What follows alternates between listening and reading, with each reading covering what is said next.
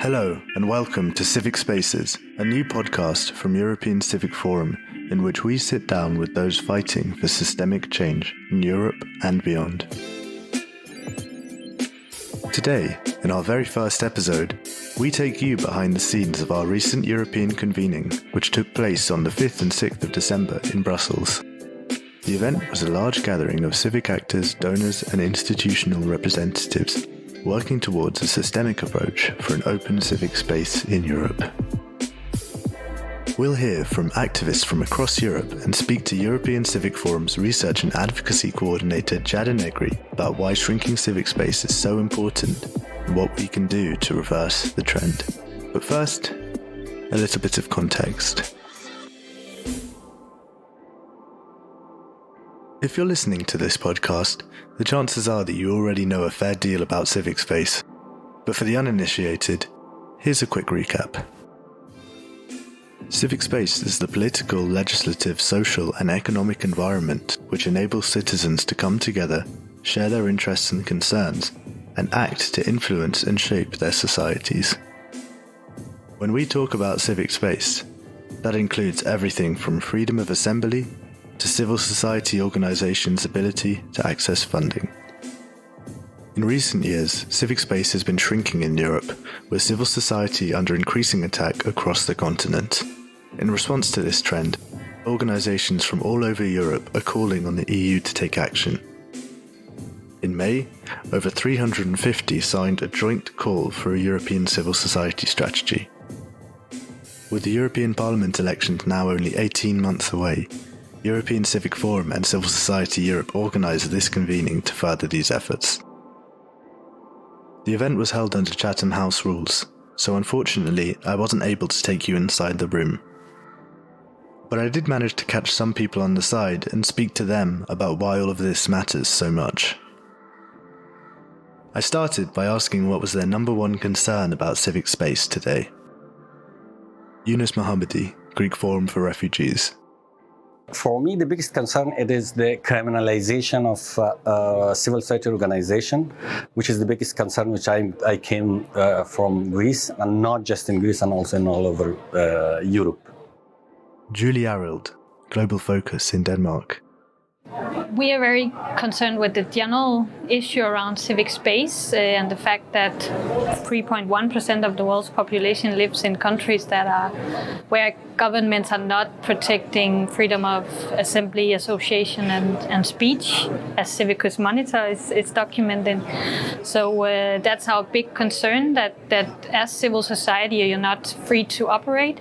And we see this as a big issue because civil society is often in the front lines of societal changes, assuring human rights, accountability, and that human rights are respected. Benjamin Sourice, VoxPublic, France. Ma grande inquiétude en ce moment, en particulier en France, où je travaille avec des organisations. What worries me most at the moment in France, where I work with organizations, is to see the continuous criminalization of social movements. Year after year, it's amplifying and hardening. Everyone has a clear opinion on what happened with the Yellow Vests, with a constant militarization of French policing, the use of semi-lethal weapons, which can mutilate. These weapons are now being used against environmental activists who were labeled eco-terrorists by the Minister of Interior. It definitely shocked me. He also threatened to use the anti-terror laws passed after the 2015 attacks against activists.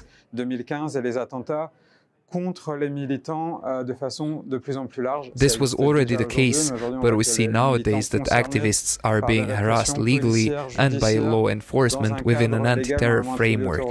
This really worries me.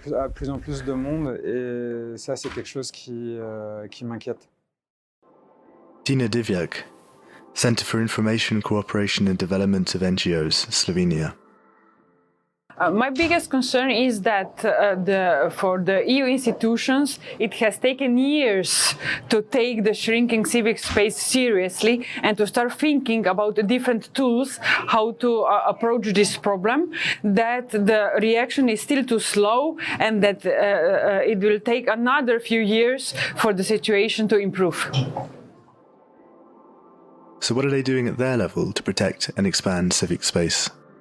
I am from Greece, and I'm representing the organization and communities in grassroots. And we are suffering from shrinking space and criminalization of civil society organizations.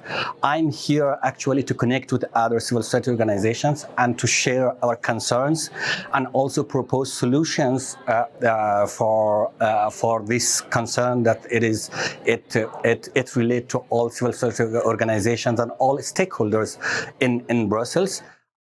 So we work on both advocacy around civic space on a global level, but also especially focused on the global south and what we see in many countries. And then we have a rapid response mechanism called Claim Your Space, focused on providing support to human rights defenders so that our partners of the members that we have in our network. So we do, and that rapid response mechanism focuses both on the proactive approach, but also reactionary to be able to respond to attacks to human rights defenders. So we work both on emergency support, but also trying to document these cases and then link that to our broader advocacy and also capacity development. Alors, en France, on a participé à une coalition pour les libertés associatives. In France, we took part in a coalition for freedom of association. We ran it via Civitatis program. We wanted to bring together all the organizations, regardless of their purpose, to collectively agree on a common set of freedoms, of association, of expression, and of peaceful gathering. It's about us all, and we must react together if one organization is under attack. We must stand for these freedoms together, but we will also draw findings and build on this coalition work to be stronger together. It's a moment where our voices must be heard. It's not always easy. There can sometimes be tensions because of an organization is under attack, which makes it harder for it to react.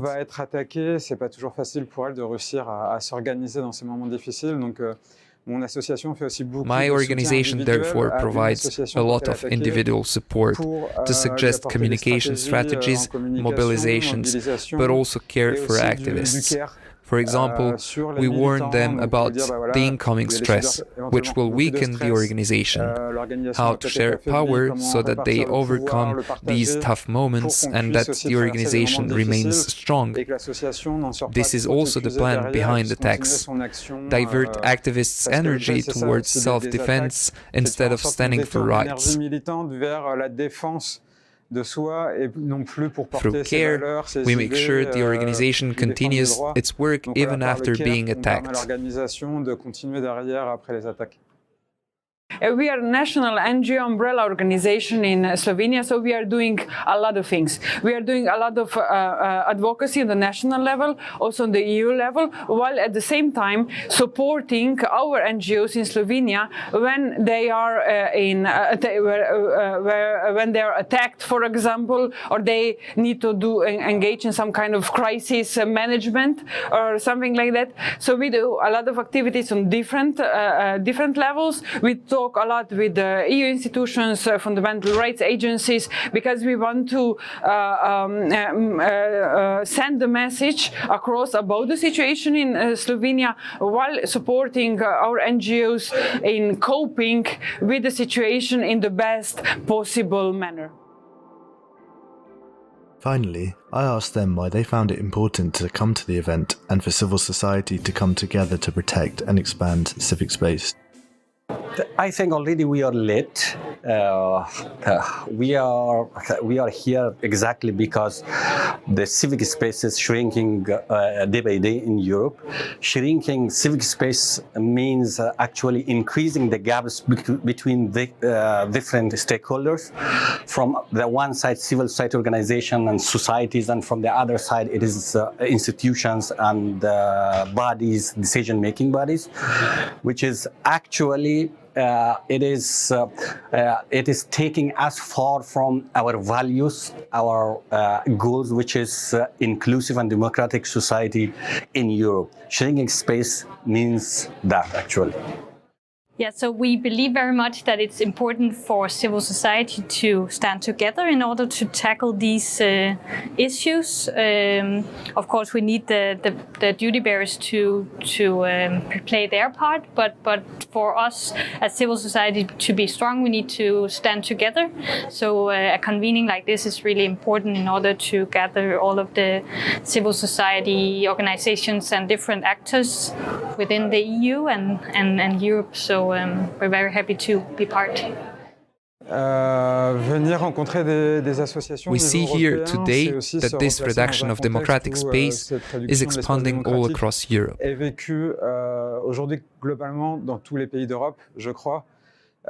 Some countries have experienced it before. I think about Eastern European countries who regularly warned us. The result today is a circle closing and trapping us.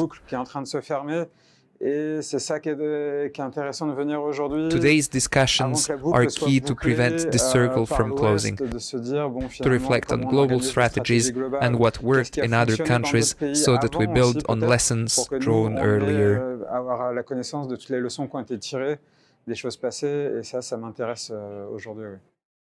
Well, of course, together we are stronger, because unfortunately the argument of power is still more powerful than the power of argumentation, and it's kind of comforting also to see that also in other countries are in the same situation, and that we can also, maybe from Slovenia, where we manage to turn the trend around, and after the 2 years of the authoritarian government, again we have a, let's say, normal liberal government. We can motivate with our stories, with our examples, how did we approach the issue, what activities did we do, whom did we contact, how did we get the message across, and also what NGOs and people actually did in Slovenia in order to turn the trend around. So these kind of events are for, let's say, experience sharing, motivation,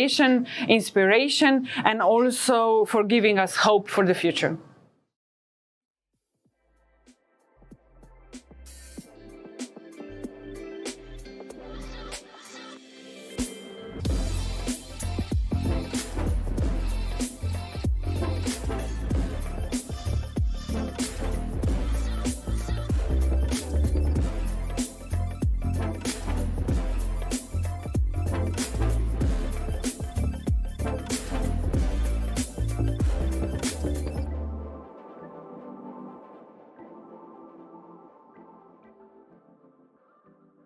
I'm joined now by Giada Negri, Research and Advocacy Coordinator at European Civic Forum and one of the key people behind the event. Giada, welcome to the podcast. Thank you for having me here. Giada, I wanted to start by looking back. You've been working on civic space at ECF for half a decade now. When you started out, was this issue of shrinking civic space already as widespread and well understood as it is today? Or was it only really just getting started?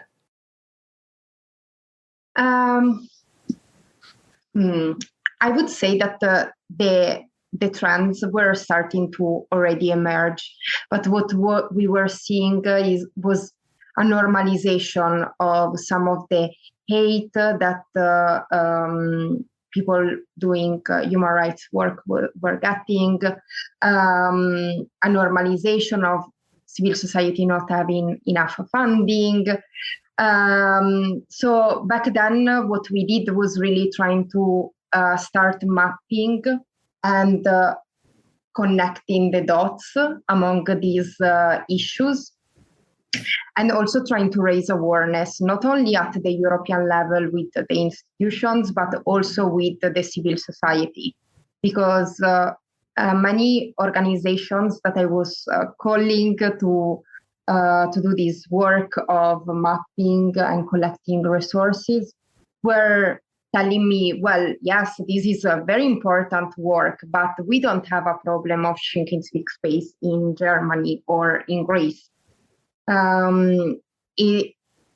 So what we see now is a much greater awareness of what this entails, the fact that some of these trends are not to be normalized, they shouldn't be the normal.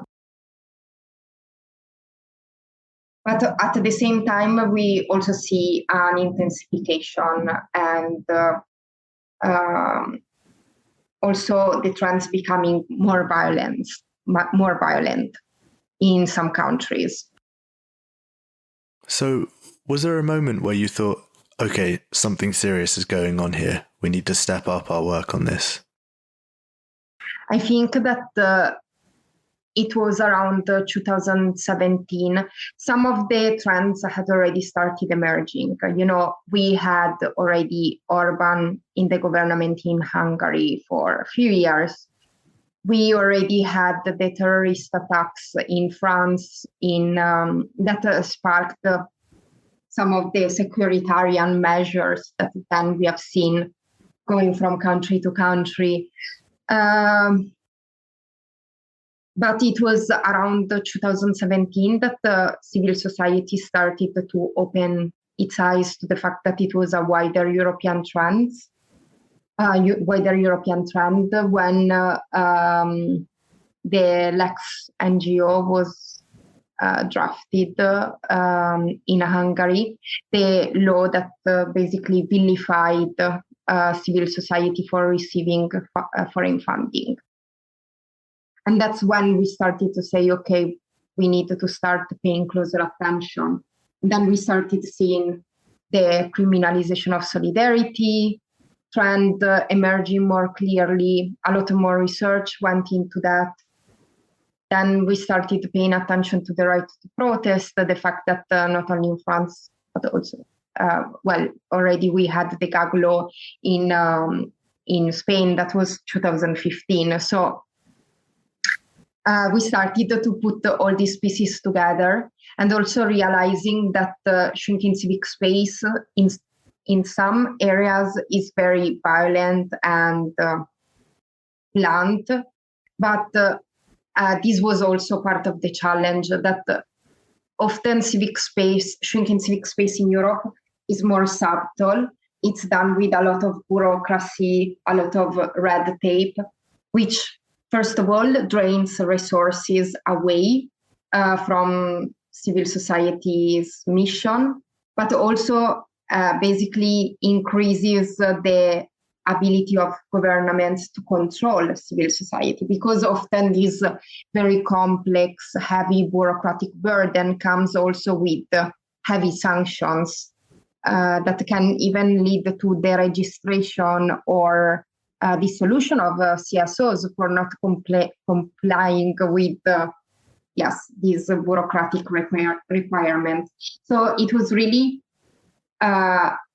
what we did was unpacking all these different trends and also understanding what the shrinking civic space meant in Europe, which is different from what, to some extent, what we see outside of Europe. Interesting. So could you give us a picture of what shrinking civic space in Europe really means, what it really looks like? What are the 2 or 3 main trends that concern you the most? Well, 2 or 3 are maybe few. So I think that the first thing to mention is that what we see is a tendency to disregard and even to an extent attack the collective dimension of active citizenship.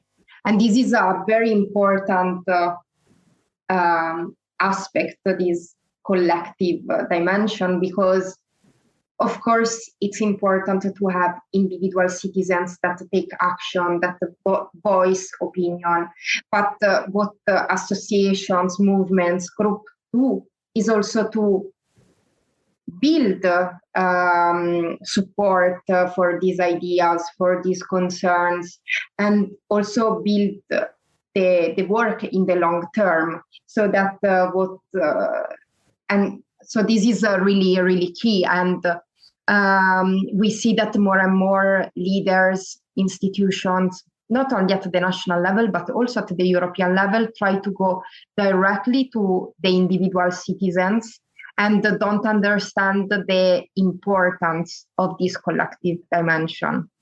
And we see that who is particularly targeted by the restrictions is those that speak up. And this can range, again, from really subtle, informal ways of doing that. For example, we saw threats to service providers that wanted to speak out for better policies in their areas of work. Threats that they wouldn't receive they wouldn't receive funding, for example, up to criminalization, slaps, judicial harassment, physical attacks and threats, and so on.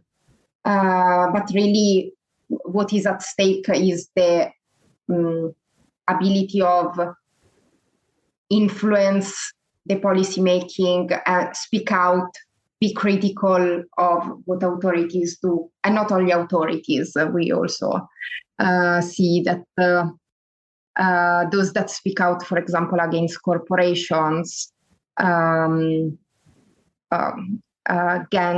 of organized crime, and far-right groups, those are also under attack. I could go more in depth in the trends, but in our activismship, we at the beginning of the year, we saw 10 trends, for Civic Space in 2021. But maybe the last point I want to make is that we also see an increase of hate, or first of all, an increase of fear, of pessimism toward the future. This comes to an extent with the disengagement in politics, in civic action, but it can lead also to increase of hate. And we see really that the anti-rights groups and hate narratives are becoming more present in the public space, and this leads to also a lot of violence, and who are the most targeted, marginalized groups, women, the LGBTI community, and so on. And just to say, Giada was referring to our magazine Activismship, the 6th edition of which came out earlier in 2022 and is available on our website at civic-forum.eu. And just finally, Giada, the situation you laid out there is clearly serious, but why is it that you think this needs to be tackled at the EU level? Why do you see it as the EU's role to act? First of all, we see that this is not a national level problem for at least two reasons. First of all, we see that these patterns of repression are copied from one government to another. So there is a playbook of restrictions that are being passed across Europe. Also, Europe has a responsibility in this, because we cannot forget that some of the economic and financial policies that have been pushed by through the European Union have had an impact on the trends that I was mentioning before. we cannot protect democracy, rule of law, only at the national level. And when the courts and the institutions are captured at the national level, civil society look at the international level for support. And we have right now more tools than ever at the European level for this, but still way not enough compared to the intensity of the problem. So this is why we convened in the past days to really see what can be done more at the European level for this. Giada, thank you for coming on the podcast. Thank you.